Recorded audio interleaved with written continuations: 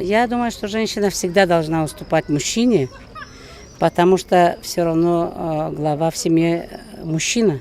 И женщина всегда должна уступать, и должны острые углы обходить оба, в принципе. Мне кажется, сесть и проговорить все моменты, которые не устраивают, и сделать это максимально адекватно. Идти на компромисс друг друга, уметь выслушать и обязательно разговаривать. Я считаю, что нужно проговаривать, когда тебе что-то не нравится, а не держать это.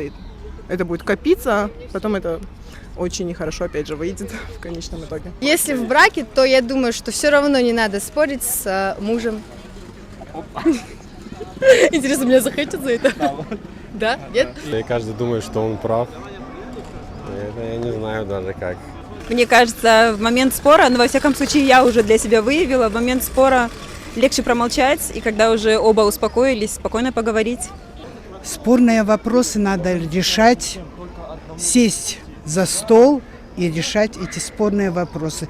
Но чтобы главное решение было бы все-таки за мужем, потому что женщина идет замуж, потому за мужем главное слово. Наверное, даже не знаю, как ответить на это.